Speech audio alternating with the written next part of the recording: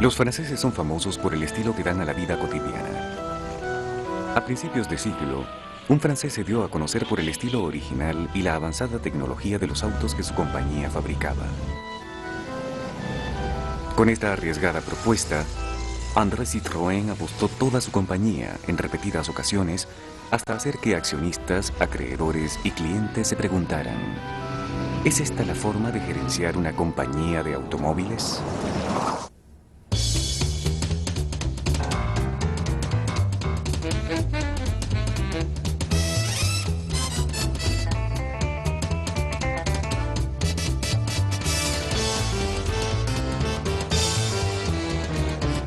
Automóviles.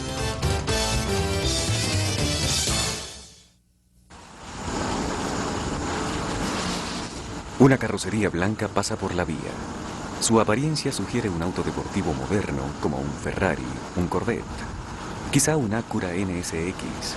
En realidad, se trata de un sedán que salió al mercado antes de que el estilo aerodinámico se hiciera popular.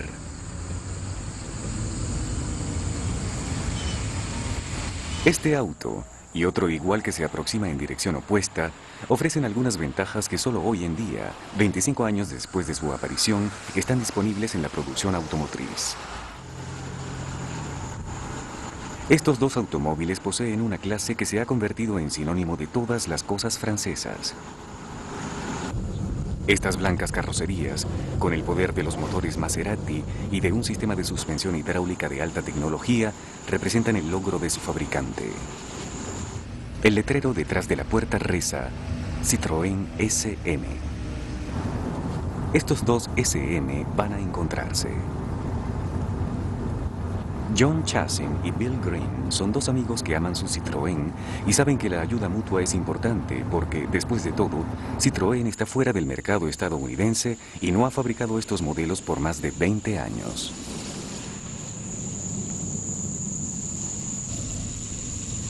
John y Bill se reúnen a menudo para intercambiar historias, datos y opiniones sobre la tradición de Citroën.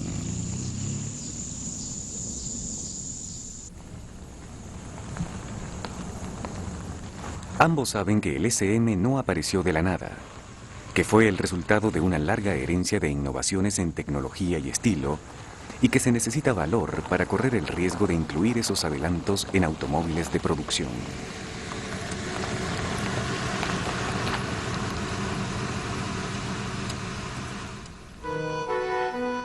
Esta tradición comenzó con el fundador de la compañía, André Citroën.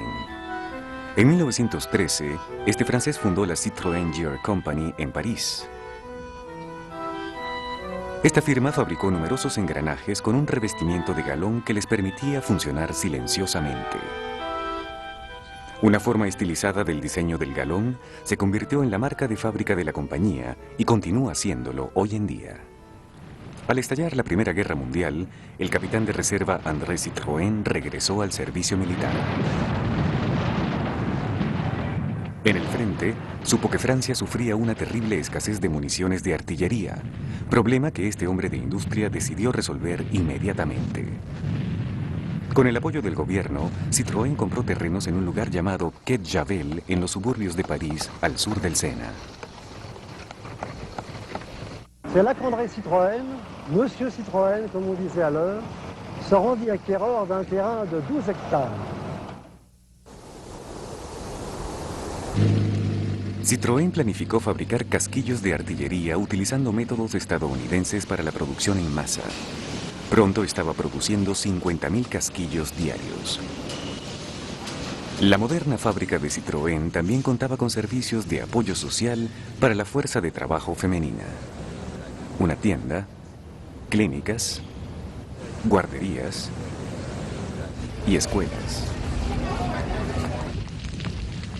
Para finales de la guerra, en 1918, Citroën era dueño de una moderna fábrica, pero ya no había mercado para sus productos. Necesitaba hacer otra cosa y decidió entrar al nuevo pero altamente competitivo campo de la fabricación de automóviles.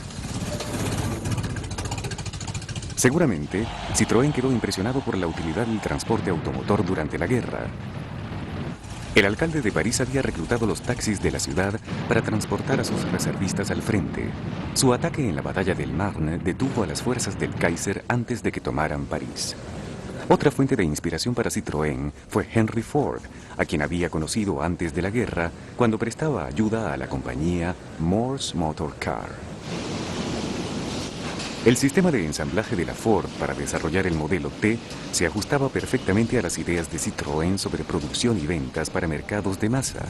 Y, al igual que el modelo T, el primer auto de la compañía Citroën era sencillo y práctico. El tipo A, introducido en 1919, fue el primer auto europeo producido en masa. También fue el primer automóvil poco costoso de Francia vendido estándar con los accesorios básicos, caucho de repuesto, capó, arranque eléctrico y luces. Su motor de 1,3 litros y 4 cilindros mantenía una velocidad de más de 60 kilómetros por hora y un consumo de combustible de 61 kilómetros por galón.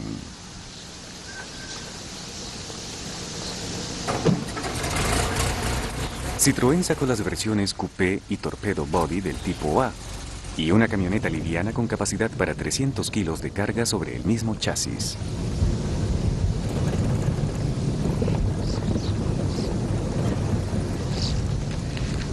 Dos años más tarde, Citroën reemplazó el tipo A por el más potente B2. C'est une B2 qui est sortie en 1921. La roue de secours est à l'arrière, avant elle était sur le côté. Le capot est plus plongeant et il y a des ailettes d'aération sur le côté. El B2 cuenta con un motor más grande que el del tipo A, con una velocidad máxima de más de 70 kilómetros por hora. Más tarde fue equipado con esta carrocería de sedán. La velocidad y confiabilidad del B2 lo convirtieron en el preferido de los médicos y le hicieron merecedor del apodo Coupé Docteur. El B2 fue la base para el primer auto deportivo de Europa, desarrollado a partir de un modelo de producción. El Caddy fue una versión más liviana y más potente del B2. Tenía el mismo motor de 1,4 litros del modelo base, pero los pistones de aleación ligera le daban más potencia y una velocidad máxima de 90 kilómetros por hora. En 1922, Citroën anunció un auto nuevo más pequeño, el CV5. CV por chevaux, que significa caballos, y una referencia a los caballos de fuerza del auto. Disponible en modelos de 2 asientos y luego de 3 asientos, la mayoría de los CV5 eran amarillos, por lo que fueron llamados Petit Citron o Pequeño Limón. Con un pequeño motor de 850 cc, el CV5 no era precisamente una central de fuerza. Alcanzaba solo 58 kilómetros por hora y, una vez en marcha, era igualmente difícil detenerlo. Pero el Petit Citron era tan confiable y económico que se vendió como limonada, especialmente entre las mujeres, lo que lo convirtió en el primer auto europeo para damas. Lorsqu'il déclare vouloir sortir 100 voitures par jour, de nombreux détracteurs lui disent que c'est impossible. En 1924, il en sort 300 par jour. El ascenso de la popularidad de los autos Citroën se debió tanto al ingenio de André Citroën para el mercadeo como a la calidad de los automóviles. La compañía fue pionera en descuentos y en ventas a crédito. Los planes de reembolso de 12 a 18 meses contribuyeron a la expansión de la motormanía en Francia. André Citroën también se convirtió en un versado en publicidad. En 1922, un grupo de 5 B2 de media oruga fueron los primeros autos en atravesar el desierto del Sahara. En los 10 años siguientes, hubo otras 2 travesías transcontinentales con autos Citroën de media oruga. A mediados de 1920, el Croisière Noir, crucero negro, atravesó el África de norte a sur. 16 hombres con 8 Citroën de media oruga bregaron durante 6 meses para atravesar más de 30.000 kilómetros de África Central. Tiempo después, a comienzos de los años 30, Citroën emprendió una expedición más arriesgada en el Asia, el Crucero Amarillo. 40 hombres con 14 Citroën de media oruga hicieron un largo recorrido desde Beirut hasta los montes del Himalaya, pasando por el desierto de Gobi y atravesando China.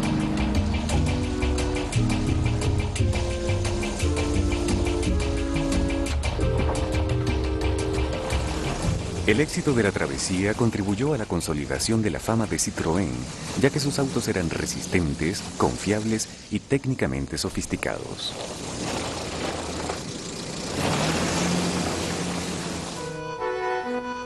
Citroën trabajó arduamente para mantener su nombre en la mente del público francés. En la apertura de la exhibición de automóviles de 1922 en París, el nombre de Citroën podía leerse en el cielo con letras de humo. Donó más de 150 señalizaciones en todo el país y todas llevaban su nombre.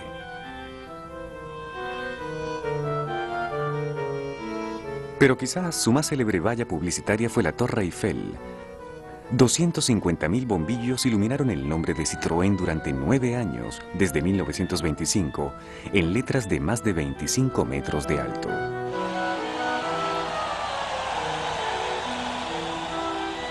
El aviador Charles Lindbergh utilizó el letrero gigantesco como señal final en su famoso vuelo en 1927.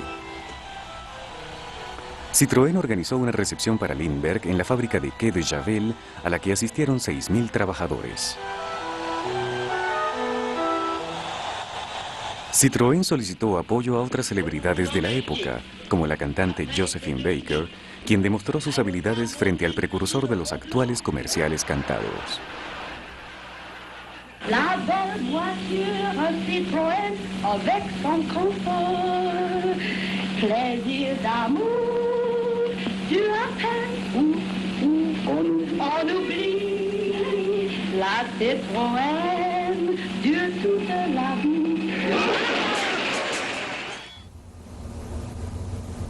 Citroën también se aseguró de que su nombre llegara a todos los miembros de la familia, incluyendo los más pequeños, con una línea de autos Citroën de juguete y el Citronet, una versión a pedal para niños del CD5.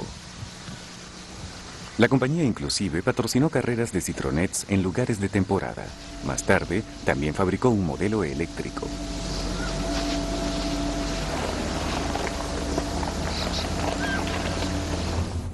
A mediados de 1920, la compañía Citroën comenzó a diversificar su dominio en el mercado automotor francés. Estableció rutas de transporte entre ciudades y su propia flotilla de taxis. Junto a Renault y Peugeot, Citroën era entonces uno de los más grandes fabricantes de automóviles del país. Pero si Citroën iba a expandir su compañía aún más, sabía que debía correr grandes riesgos.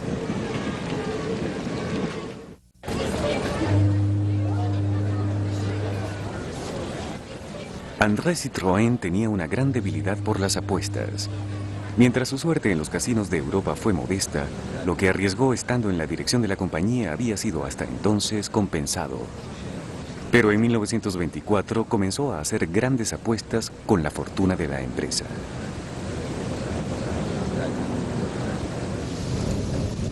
El primer automóvil introducido en Europa fue fabricado completamente en acero, el B10. En uno de sus viajes a los Estados Unidos, Citroën había visto que los fabricaban en la compañía Budd de Filadelfia y trabajó afanosamente para hacer el suyo. Aunque no se había comprobado si había mercado para una producción masiva de estos autos, Citroën adaptó el chasis y los mecanismos del B2 para que llevaran la nueva carrocería de sedán de acero comprimido. Pero el chasis del B2 era demasiado liviano para una carrocería más pesada. En 1925, el B10 fue reemplazado por un B2 más resistente. Ganó la apuesta.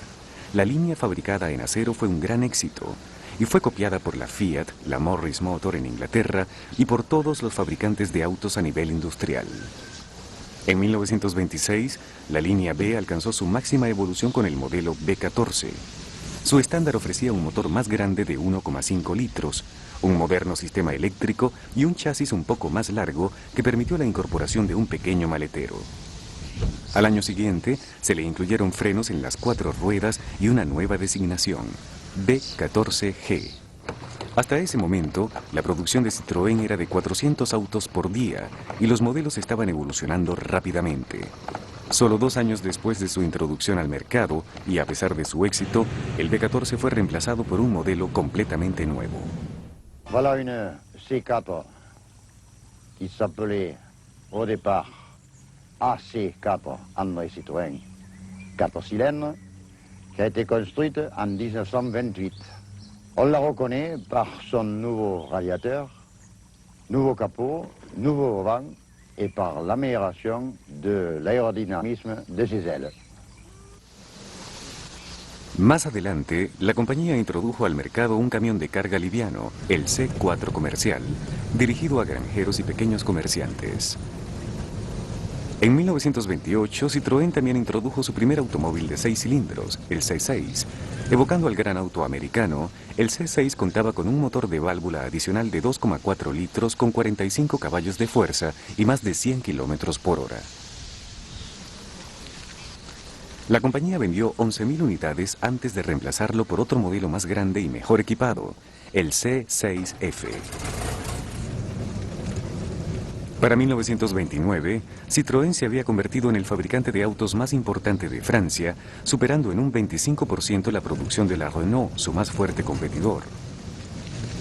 Al llegar los años 30, Citroën dedicaba cada vez más tiempo y dinero a las innovaciones tecnológicas, sobre todo por el interés de los financieros que lo respaldaban. La fe de Citroën en el poder de las ventas de diseños de avanzada estaba bien expresada en su lema: si una idea es buena, el dinero no es importante. Era un lema para hombres de dinero desalentados, pero que describía perfectamente la nueva línea presentada por Citroën en 1932, una buena pero muy costosa idea. El 8CV, el 10CV y el 15CV llevaban todos el apodo Rosalie. Se les incorporó otra novedosa idea de fabricación de la compañía estadounidense Budd, una carrocería integrada sin la base del chasis.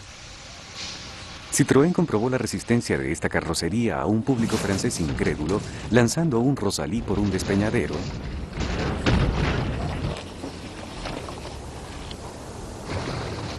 rodando otro por una colina y llenando un autobús con 22 pasajeros para luego colocarlo sobre el techo de otro de esos autos.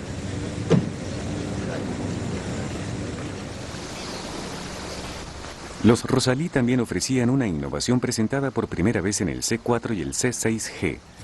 Los montajes del motor hechos con bandas de caucho para reducir el ruido y la vibración. Se adoptó la imagen de un cisne deslizándose como símbolo del moteur flottant o motor flotante. Un 8CV con una carrocería aerodinámica batió el récord mundial de distancias al viajar el equivalente a 7 vueltas alrededor del mundo. Fue apodado el Petit Rosalie. Le 15 mars 1933, André Citroën monte avec Piaco une opération Rosalie 4. Il n'y a jamais vu de Rosalie de Montlhéry, à plus de 93 de moyenne, battant 106 records mondiaux et 191 internationaux.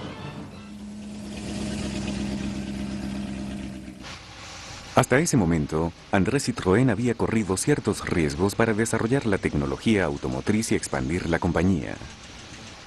Solicitaba préstamos para presentar cada nueva línea y lograba pagarlos solo cuando alcanzaban éxito. En 1934, a 2 años de la creación del Rosalie, Citroën decidió reemplazarlo combinando todas las tecnologías de las que había sido pionero con ideas más radicales. He had borrowed some ideas from America, from Henry Ford in terms of production quantities and simplicity, but he also had some very advanced ideas of his own, and his idea was to present in a single car a revolutionary step to the future. And he put all his money on the line and did just that. El paso revolucionario de Citroën fue la introducción de una tecnología prácticamente desconocida para la época, la tracción delantera. Hasta ese momento, casi todos los autos eran impulsados por las ruedas traseras. Pero aunque la tracción delantera ofrecía ventajas en cuanto a la tracción y la estabilidad, los obstáculos técnicos hicieron que solo unos pocos fabricantes se atrevieran a probarla. Solo la compañía estadounidense Cord fabricó poco más de 100 autos de tracción delantera. Los Cords, como este L29, sufrieron serios problemas de confiabilidad dadas las constantes fallas de las articulaciones de velocidad por una lubricación inadecuada.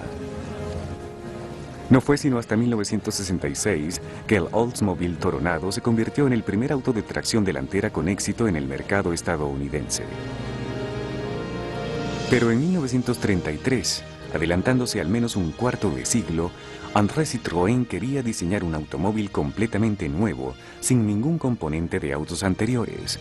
Una jugada ambiciosa que ganó la antipatía de su jefe de diseños, Maurice Broglie. Se contrató entonces a un talentoso joven ingeniero llamado André Lefebvre para dirigir el proyecto. Venía de la Renault y se había iniciado en el campo de la aviación, antecedentes que irían entrando en juego a medida que el diseño era desarrollado. Al considerable costo del proyecto se unían la demolición y reestructuración necesarias de la fábrica de Quai de Javel en solo 6 meses. El nuevo modelo fue introducido en 1934 con un nombre muy descriptivo, tracción avant o tracción delantera. El desarrollo de la tracción 7A solo tomó un poco más de un año. Lorsqu'elle sortit, elle réunissait en un seul modèle des caractéristiques dont une seule aurait suffi à classer le modèle. La traction avant, bien sûr, la suspension par barre de torsion, les roues indépendantes, les freins hydrauliques sur les 4 roues, le moteur chemise amovible et à culbuteur, l'absence de marchepied. El Tracción fue el primer automóvil con una suspensión de barra de torsión bajo licencia del ingeniero alemán Ferdinand Porsche. Los frenos eléctricos fueron igualmente perfeccionados y autorizados por la compañía Lockheed Aircraft. Ninguna de estas características eran nuevas, pero por primera vez todas estaban incluidas en un solo automóvil.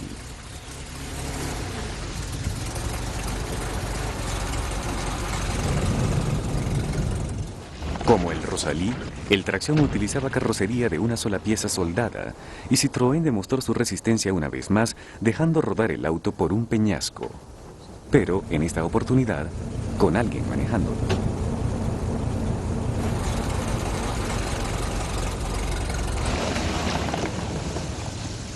El diseño del Tracción, disponible tanto en modelo sedán como en convertible, era con certeza un gran adelanto. La tracción delantera y la ausencia de una junta de cardán permitieron al diseñador Flaminio Bertoni dar estabilidad al Tracción. La orientación aeronáutica del director del proyecto se hizo evidente por la atención que se prestó a la aerodinámica. Las elegantes líneas del Tracción y la rejilla del radiador inclinada hacían que pareciera estar en movimiento aun cuando estaba detenido. Sin embargo, a causa del corto ciclo de evolución del Tracción avant, no todo funcionaba perfectamente en este auto. Las articulaciones fijas de velocidad sufrían el mismo tipo de problemas del Cord. Fueron reemplazadas por articulaciones más rudimentarias, pero universales y seguras, instaladas de reverso. Siempre original, André Citroën también había incluido una especie de caja de cambio automática en el Tracción. Cuando demostró ser poco fiable, fue desechada y reemplazada por una caja de velocidades manual que fue diseñada en una mesa de cocina en apenas 2 semanas.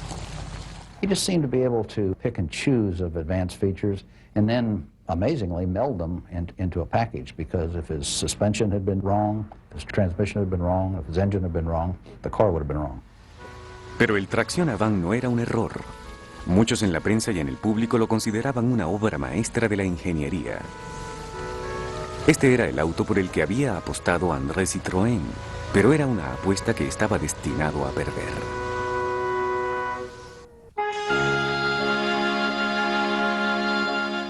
Citroën había apostado todo por el Tracción avant. Cuando salió al mercado en 1934, el Tracción era el auto tecnológicamente más avanzado del mundo. Desafortunadamente, eso no era suficiente para salvar la fortuna de Citroën y su compañía. Los gastos de fabricación del Tracción y la reestructuración de la Quai de Javel, junto a las crecientes deudas en los casinos y la gran depresión económica de los años 30, llevaron la compañía al borde de la bancarrota. El gobierno francés encomendó al principal acreedor de Citroën, Cauchos Michelin, a hacerse cargo de la compañía.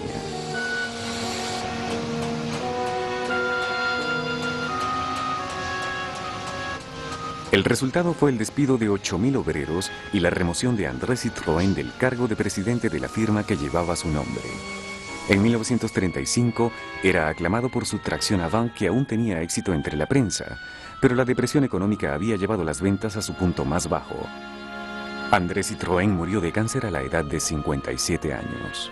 Just at the time when the Traction Avant was being recognized as the car that he predicted it would be, unfortunately his gambling caught up with him and he was out of the company and subsequently died, I guess, always with a broken heart in a situation like this. But he didn't get really to see the fruits of his entrepreneurial genius, and those fruits went on to the present day.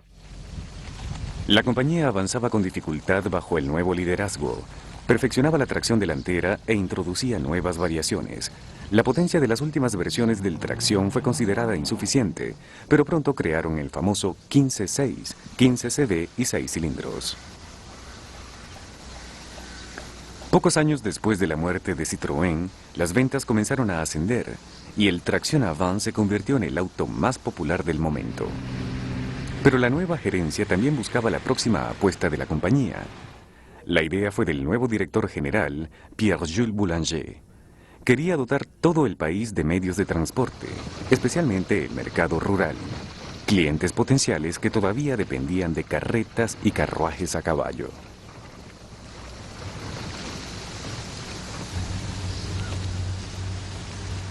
Boulanger ordenó a los ingenieros de Citroën diseñar lo que llamó un paraguas sobre 4 ruedas. It was a small car, very austere in appearance, very low powered, geared well enough so that it could run well enough on the roads, and with room for 2 people and a load of potatoes, which is sort of an unusual demographic characteristic to look for. El proyecto confidencial recibió el nombre clave de TPV, por Très Petite Voiture, auto muy pequeño. Como con el tracción, Lefebvre estuvo a cargo del proyecto después de que Maurice Broglie, jefe de diseños, se rehusó a hacerlo. El prototipo de 1937 tenía un extremo delantero corrugado para aumentar la resistencia del aluminio y solo un faro delantero, el mínimo exigido por la ley. El motor de 2 cilindros no permitía siquiera 70 kilómetros por hora, pero era extremadamente económico, más de 90 kilómetros por galón. No tenía palancas superfluas, inclusive el parabrisas funcionaba manualmente. Boulanger también quería que el TPV pudiera ser manejado cómodamente en carreteras accidentadas e incluyó la especificación de que una cesta de huevos llevada en el asiento trasero debería llegar intacta luego de haber pasado con el auto en marcha por un terreno arado. Los ingenieros lograron su cometido al incluir una suspensión independiente sobre las 4 ruedas, así como engranaje de cremallera y piñón y frenos eléctricos. El auto estaba finalmente listo para la producción en 1939 y para el 3 de septiembre salieron al mercado 250 copias del modelo. Al día siguiente, Hitler invadía Polonia y Francia estaba en guerra.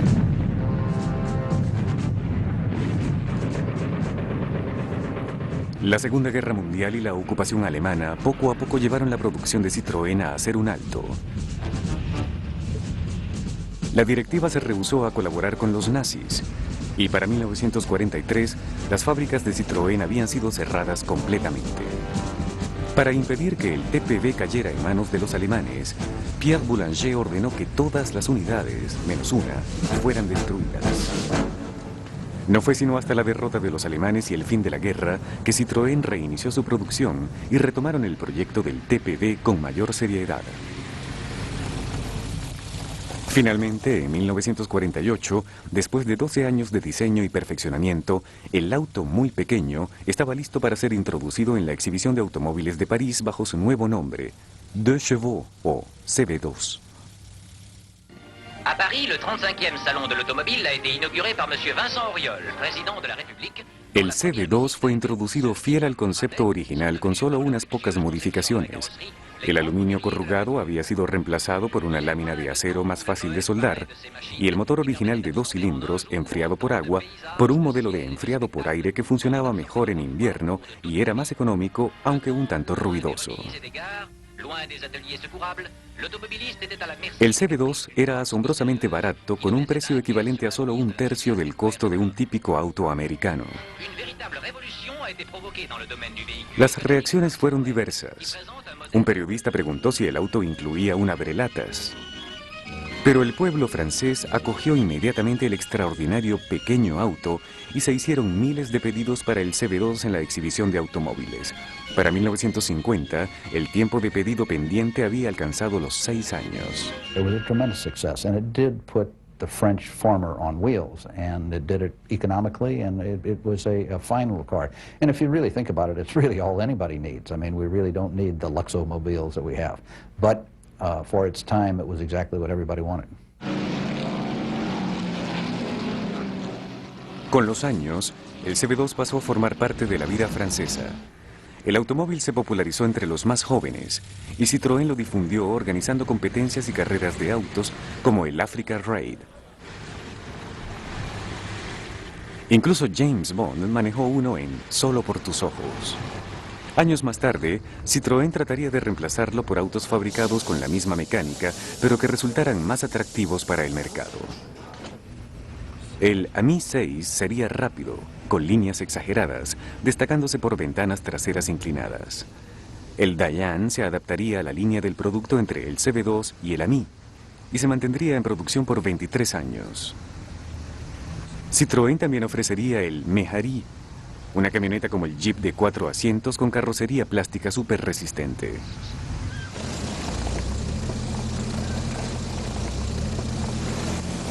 Cada uno de estos modelos tuvo su momento y su puesto en el mercado, pero el CB2 lo sobreviviría e inclusive experimentaría un renacimiento durante los años 70. I did get the 2CV at the time at which there was the gas crisis, when there was long lines of people trying to obtain gasoline, and the 2CV was very good about this. It was easy to take it from place to place with very little fuel. El CB2 se mantendría en producción por más de 41 años. Para 1990, cuando se cerró su producción, se habían vendido más de 3.800.000 unidades en todo el mundo, una ganancia por apuesta mayor de lo que cualquiera habría podido imaginar. Aún mayor que el tremendo éxito del tracción delantera, que en 1954 se acercaba al final de su vida y estaba pronto a ser reemplazado por el adelanto más audaz.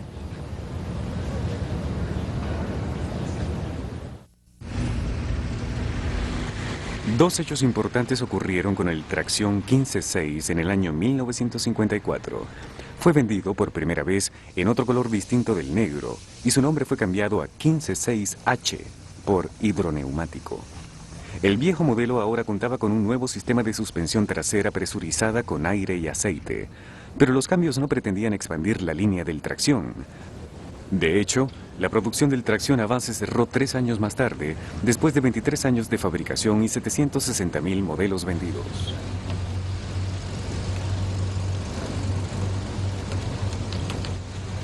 Citroën había adaptado la suspensión hidroneumática al 15.6 como parte de su plan para sustituir el tracción por un modelo que tendría suspensión hidroneumática sobre las 4 ruedas.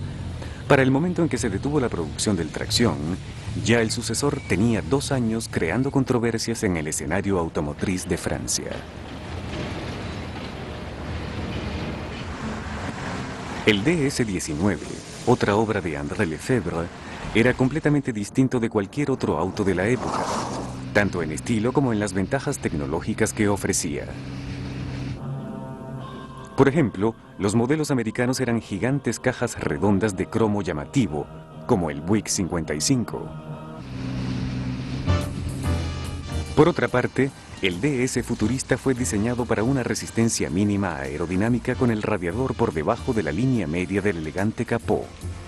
Del guardafango sobresalía una rueda de dirección de un solo rayo.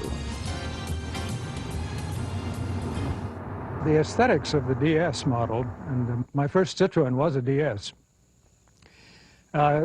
was quite controversial, polarizing almost. That is, there were people who thought it was probably the ugliest car they'd ever seen. There were other people who thought it was a beautiful, streamlined object. And partly it's a matter of getting used to, and I think that what we've seen in the years since it was introduced is that more and more cars have come to look like the DS than otherwise. El DS-19 fue el cohete de Citroën para la era espacial, que apareció 2 años antes del lanzamiento del Sputnik.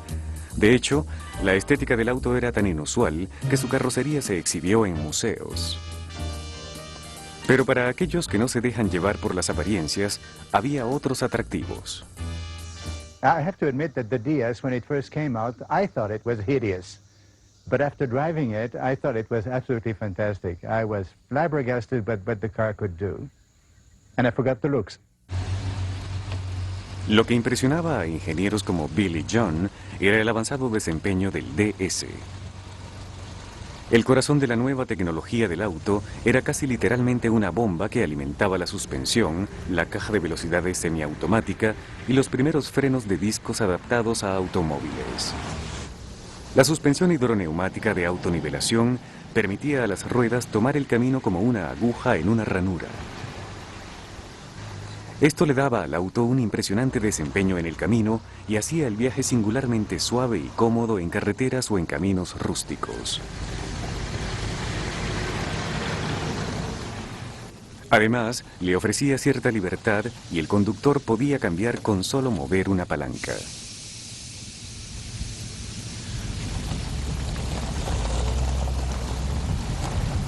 El sistema funcionaba conectando cada rueda a un pistón. Cada uno ejercía presión sobre el líquido de una esfera de suspensión que comprimía y descomprimía un gas en la esfera. La presión pasaba de esfera a esfera gracias a un sistema de válvulas ordenadas para mantener siempre el nivel del auto. The hydraulic pumps generates pressure, which is accumulated in this steel sphere, and then distributed to the front suspension, which one element for this wheel is here, and this element for the opposite wheel is here, and we have two identical spheres for the rear axle as well. Gracias a su capacidad de autonivelación, el DS podía incluso funcionar con una rueda menos. Un ballet en 3 ruedas, la rueda y el giro de un desfile de Citroën sinónimo de seguridad.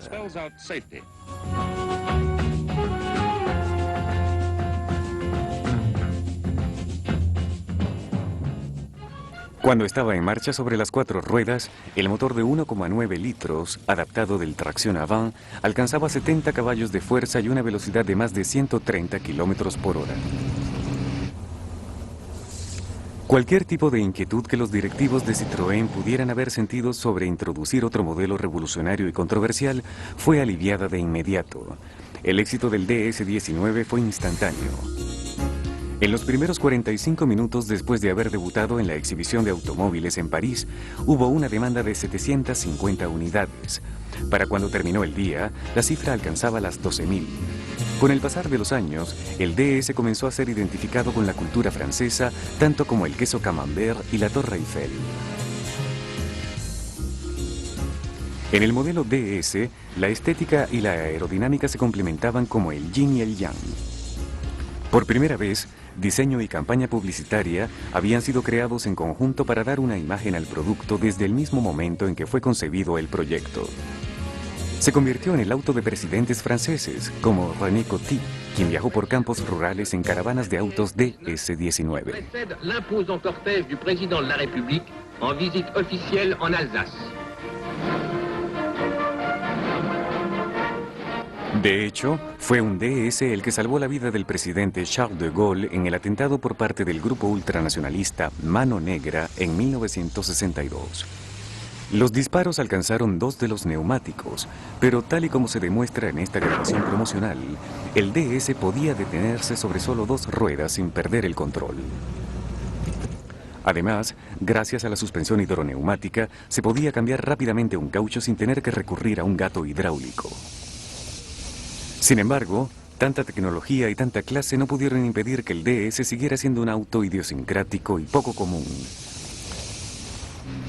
Los ingenieros de Citroën, ignorando las modas del momento y diseñando el mejor auto que sabían que podían fabricar, habían creado un automóvil que simbolizaba la independencia gálica.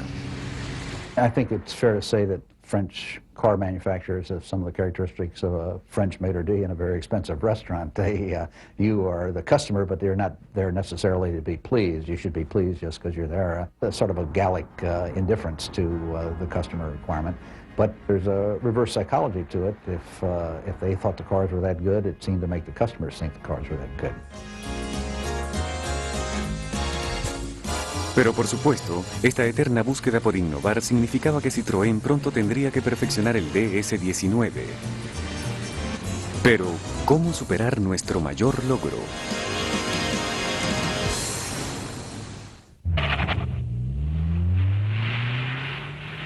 La línea DS significó muchos triunfos para Francia. Citroën sacó una versión menos costosa del DS, llamada ID, con el sistema hidráulico integrado a la suspensión. Cuando un ID19 ganó el Rally de Monte Carlo en 1959, había llegado el momento de entrar de nuevo en el mercado de los autos deportivos. En 1965, en respuesta a la queja de que el DS19 no era lo suficientemente potente, Citroën introdujo el DS21. Contaba con un motor completamente nuevo de 2,1 litros, capaz de alcanzar 170 kilómetros por hora, que le permitió ganar el Rally de Marruecos en varias oportunidades.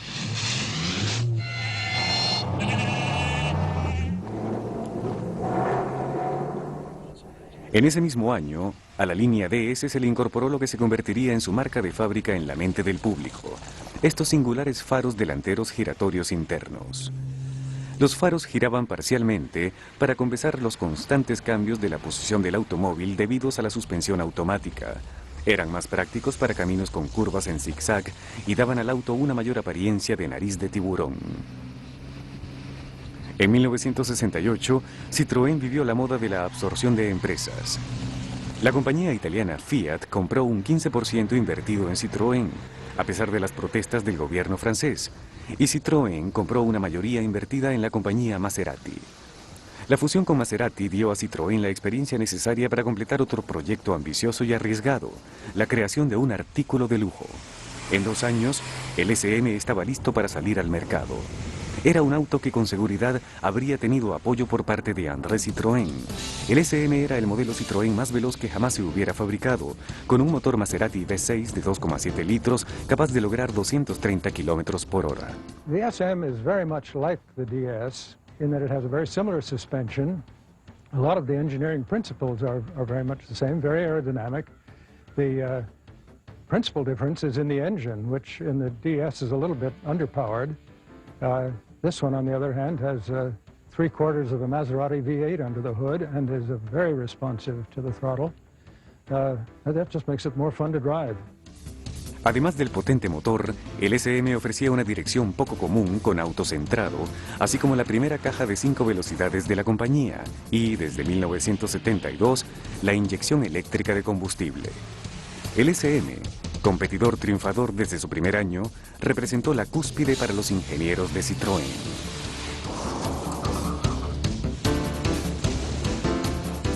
The technology they have been using is by concept 50 years old and only now showing up in what we consider domestic vehicles today. The technology is an engineer's dream. Even aircraft don't have quality like this. They left the original extra quality without attempting to cut down on the cost. This is why I feel that when you produce a machine with this quality, it is a prototype. It is not a mass-produced machine. En realidad, era también el más costoso de todos los que había fabricado la compañía. Su precio era de $9.300 en una época en la que un Cadillac Coupé de Ville costaba $8.000. Cuando la crisis del combustible, a principios de los años 70, cambió completamente el panorama de las ventas, los días del SM estaban contados.